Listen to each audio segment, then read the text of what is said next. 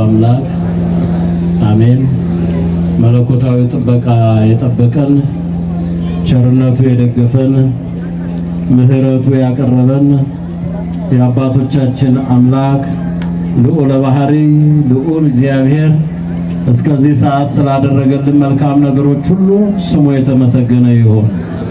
ቃል ኪዳኗ ምልጃዋ የረዳን እናታችን ቅድስተ ቅዱሳን ድንግል ማርያም የጠበቁን የተራዱን ያማለዱን ቅዱሳን መላእክት በቃል ኪዳን በምልጃ ከኛ ያልተለዩ ቅዱሳን ጻድቃን ሰማዕታት ሁሉም አምላካችን ልዑል እግዚአብሔር ባከበራቸው ክብር መጠን የኛ ልጆቻቸው ምስጋናችን ይድረሳቸው።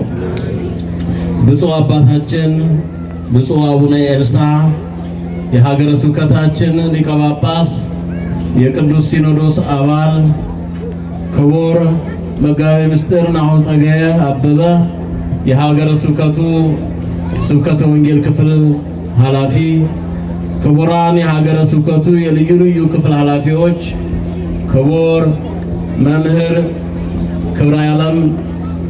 ክብሬ እድሜ ዓለም የዚህ ታላቅ ደብር አስተዳዳሪ፣ የአድባራት የገዳማት አስተዳዳሪዎች፣ ሊቃውንተ ቤተ ክርስቲያን፣ አይንተ እግዚአብሔር ካህናት፣ ወንድሞች ዲያቆናት በዚሁ በታላቁ በዓላችን ልብሰ ስብሐት ለብሳችሁ ይህንን በዓል እያደመቃችሁ ያላችሁ የፈለገ ያሬድ የአምደ ሃይማኖት የፈለገ ያሬድ የፍኖተ ጽድቅና የፍሬ ተዋህዶ ሰንበት ትምህርት ቤት አባላት የማህበራት አባላት መላው ኦርቶዶክሳውያን አባቶች፣ እናቶች፣ ወንድሞች፣ እህቶች እንዲሁም የነገ ተተኪ ሕፃናት እንኳን ለዚህ ለታላቁ በዓላችን አደረሰን አደረሳችሁ።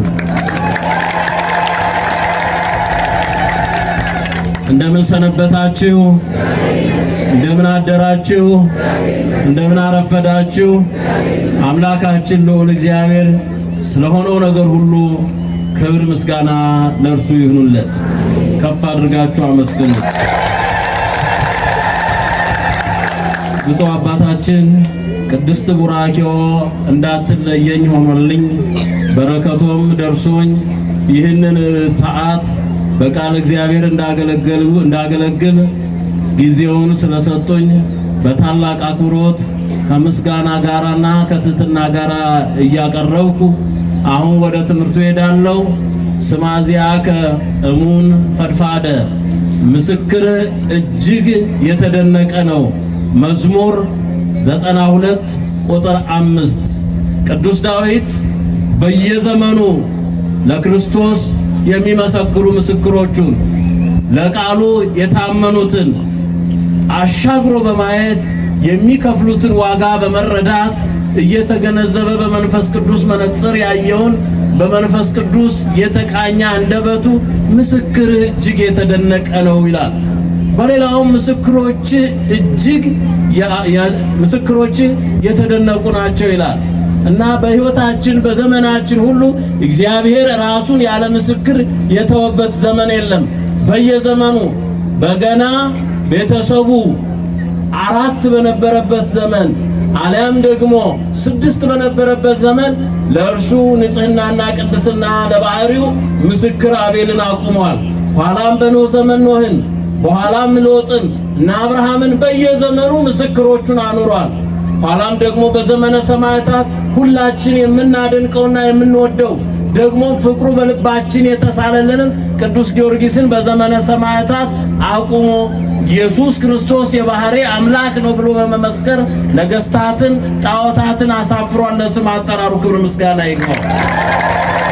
ይህ ሰማዕት በኢትዮጵያ ቤተክርስቲያን ታሪክ ውስጥና በኢትዮጵያ ታሪክ ውስጥ የኢትዮጵያ ገበዝ በመባል ይታወቃል።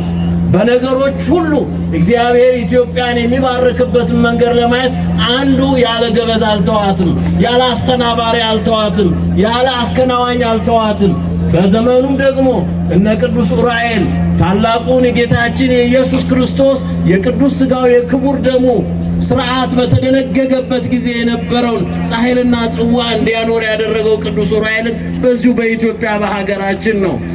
መስቀሉ ግማድ ወይም ግማደ መስቀሉ የተቀመጠውም በምስክርነት ደረጃ እዚሁ ቅድስት ሀገር ኢትዮጵያ ነው። ብቸኛዋ ታቦተ ጽዮንንም ኢትዮጵያ ውስጥ ነው ያኖረው። ደስ ሊለን ይገባል። የዚህ የታሪክ ባለቤቶች ነን። የዚህ ሁሉ ስርዓት ባለቤቶች በመሆናችን ደስ ሊለን ይገባል። ስለዚህ ምእመናን እግዚአብሔር በየዘመኑ ከጻድቃን አቡነ ተክለ ሃይማኖት፣ አቡነ ገብረ መንፈስ ቅዱስን፣ ቅድስት ክርስቶስ ሰምራን በሰማዕታት ደረጃ ስፍር ቁጥር የሌላቸው ከሰማዕቱን ተከትለዋሉ እና ቅዱስ ጊዮርጊስ እንደ ገበዝነቱ ዛሬ ያከናወነውን በዓል ታሪክ ነው የምተርክላችሁ ምእመናን። ምክንያቱም ይህ ሰማዕት በየዘመኑ ሁሉ ያደረጋቸው ተአምራት የደረቀ ግንድን እንዲለመልም በኢየሱስ ክርስቶስ ስም አድርጓልና ለስም አጠራሩ ክብር ምስጋና ይግባው። ሽባውን ልምሾውን ተርትሮ በስሙ ያቆመ ታላቅ ሰማዕት ነው። በደም ራሱን ያጸና ሰማዕት ነው። 7 አክሊላት የተቀበለ ታሪካዊ ሰማዕት ነው። ይህ ሰማዕት በረከቱ ለኢትዮጵያ ደርሷት በዛሬው ዕለት ከ1850 ጀምሮ በተለይም ከ1876 ላይ ጣሊያን ወራሪ መጥቶ ኢትዮጵያን ሞክሯት ነበር። ያን ጊዜ በጦርነቱ ሰውኛውን ለማሸነፍ የሞከሩ ይመስላል ኢትዮጵያውያን። በ1888 ግን ጣሊያን አስቡት ከ12 ዓመት በኋላ ኃይሉን አደራጅቶ ጉልበቱን አጽንቶ ሰራዊት አሰልፎ ልክ ፈርዖን በሙሴና በሕዝቡ ላይ እንደዘመተው ዘምቶ መጥቶ ነበረ። የዛን ጊዜ ዘመቻው ግን ለውጥ አለው። ኢትዮጵያ ጦርነት ታሪክ ነው ያላት በብዛት። ከጦርነቶች ሁሉ ለይታ ይህንን ለምን ታየዋለች ቤተክርስቲያን ብለን ስናስብ የሰማዕቱ የቅዱስ ጊዮርጊስ እርዳታ ስለነበረበት ነው። ለስም አጠራሩ ክብር ምስጋና ይግባው እና በጊዜው ገዢ የነበሩት አፄ ምኒልክ ሀገር የሚደፍር ሃይማኖት የሚያፈልስ የሚያጠፋ ቅድስት ኦርቶዶክስ ተዋሕዶን በትምህርት በአስተምሮ መርታት ያቃተው የካቶሊክ እምነት በጣሊያኑ በቄሳሩ በኩል መጥቶብሃል፣ በዲን ደግሞ ወሰን እንደ ፍልፈል እየገፋ የሚመጣ ጠላት መጥቶብሃል፣ ሃይማኖትህን ባህልህን ታሪክህን ጠቅላላ ይቀይርብሃልና ይህ ሰልፍ ልክ እንደ ቅዱስ ዳዊት ሰልፉ የእግዚአብሔር ነውና ውጣና ተሰለፍ ብለው ተናገሩ። ለዚህ ጦርነት ወጥቶ አቅም ኖሮት ጉልበት ኖሮት ኢትዮጵያንና ቤተክርስቲያንን የማይታደግ ማንኛውም ዋዘኛ ሰው ቢኖር ማርያምን ቅድስት ማርያምን ጠርተው ምስክር አቁመው ነው ወደ ጦርነቱ ሄዱት።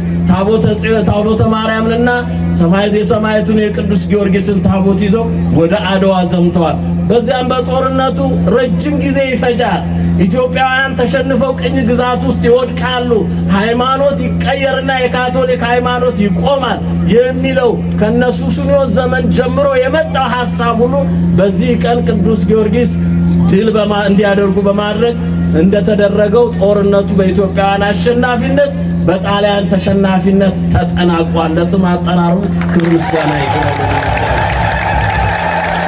እንግዲህ እኛ ይህን ታሪክ ኢትዮጵያውያን ቢጽፉት ኖሮና ብንቀበለው ወገንተኝነት አለበት እንላለን። በወቅቱ ከጣሊያን ሰራዊት ጋር የዘመተ ጋዜጠኛና የጦር መሪ ሁለቱ የጻፉት ጋዜጣ ላይ የተጻፉት ናቸው እማኝ። በዚያን ጊዜ በጦርነቱ ጊዜ ኢትዮጵያውያን ከዋዜማው ጀምሮ ታቦተ ጊዮርጊስንና ታቦተ ማርያምን ይዘው ወጥተው በአድዋ በጊዜያዊ ቤተ መቅደሳቸው ምህላ ሲያደርሱ አመሹ። ሌሊቱን ሁሉ ለዕለተ ሰንበት የተመደበውን ቃለ እግዚአብሔር ሲያሰሙ አደሩ፣ ሲያመሰግኑ አደሩ። ጦርነቱን ለእግዚአብሔር አሳልፈው ሰጥተው ወደ ጦርነቱ ወጡ። በፊታቸው መቆም አልቻለም። ይህ የሆነው ግን ከሰማያት በቀስተ ደመና ምልክት አረንጓዴ ጭስ ታየ። በዛ ውስጥ በነጭ ፈረስ እየጋለበ ነገሮቹን ሁሉ እንዳንቋቋማቸው ያደረገው ነው። ይህ ባለፈረሱ ገበዛችን ነው የሚሉት ሰማዕቱ ቅዱስ ጊዮርጊስ ነው ብለው ምስክርነት ስለሰጡ ነው። የጠላት ምስክርነት ደግሞ እውነት ነው። ስለዚህ እንቀበላለን። ከፍ አድርጋችሁ እግዚአብሔር ማለት ስለዚህ ምእመናን ዛሬ በነጻነት ልንቆም የትላንት ነገስታት ሃይማኖት ወሳኝ ነበረ። የዛሬ በሕይወት ለመቆማችን እንዲህ ባለው ባህልና ስርዓታችን፣ ትውፊታችን፣ አስተምሯችን ለመጽናታችን የቀደሙ አባቶቻችን በሃይማኖት ጸንተው ወራሪን በአካል የመጣውን በጦር የእግዚአብሔርን ስም ተሸክመው መሄድ አስተምሮን በአስተምሮ ተቃውሞ ሃይማኖት አጽንተው ነው። እንደ ሰለስቱ ምዕት ሃይማኖት አጽንተው ነው የሄዱት። ከዛ በኋላ 200 ሊቃውንት ከዛም 150 እነዚህ ሁሉ ሃይማኖት እያጸኑ በቤተ ክርስቲያናችን ታሪክ ብዙ ጉባኤዎች በኢትዮጵያ ውስጥ ተካሂደዋል። ይህ ሁሉ ሃይማኖት ለማጽናት ታሪክን ለማጽናት ለማስቀጠል ሀገር ከሃይማኖትና ከባህሏ ጋር ተጠብቃ እንድትኖር ኢትዮጵያውያን ካህናትና ነገስታት የከፈሉት ሰራዊቱ የከፈለው ነው። እነዚህ ለኛ ሰማዕታት ናቸው። ሀገራችንን በነጻነት እንድንኖርባት ቋንቋችን ተከብሮ ስርዓታችን ተከብሮልን የምንኖርበት ነው። ይህ ሁሉ የሆነው የቀደሙ አባቶች ሰማዕቱን ቅዱስ ጊዮርጊስን ይዘው ወጥተው ነውና እርሱም አላሳፈራቸውም። ወጥቶ ሰልፉን መርቶ አሸንፈዋልና ክብር ምስጋና ለሰማዕቱ ቅዱስ ጊዮርጊስ። ዛሬም በልዩ ልዩ ምክንያት ቀኝ ገዢዎች ቋንቋችንን በመቀየር ባህላችንን እንድናጠፋ በማድረግ እንዲያውም አልፎ ተርፎ ወደ ሶዶማውያን ስርዓት እንድንሄድ ለማድረግ የሚያደርጉት ጥረት ብዙ ነውና ወገኖቻችን ጠንቀቅ ብለን የሚመጡ ጠላቶቻችንን እንድናውቅባቸው ያስፈልጋል። የቀደሙ አባቶቻችን እንደ ምሳሌ እንደ ምስክር አቁሞልናል። የቀደሙ አባቶቻችን እንዴት ዋጋ ከፍለው ሀገር እንዳስረከቡን ተረድተናል። የቀደሙ አባቶቻችንና እናቶቻችን የቀደመው ስርዓት እንዲቀጥል እንዴት እንደሆነ ተረድተናል። በዚህ ልክ እያሰብን በሕይወት ዘመናችን ሁሉ ለቅድስት ቤተክርስቲያንና ለሀገራችን ታምነን እንድንኖር አምላካችን ይርዳን። ቃለ ሕይወት ያሰማልኝ። ለመምህራችን እግዚአብሔር አምላካችን ቃለ ሕይወት ያሰማልን፣ የሕይወትን ቃል ያሰማልን። የአገልግሎት ዘመናቸውን የተባረከና የተቀደሰ አድርግልን። በእውነት ረጅም ዕድሜና መልካም ጤና ይስጥልን። በእውነት ሊቀ ካህናት ቀሲስ ኢዮብ ቀልጣፋ፣ በጣም ርቱዕ አንደበት የሆኑ በጣም እውነት የወንጌል ገበሬ ናቸው። ታውቋቸዋላችሁ እንግዲህ ከልጅነታቸው ጀምሮ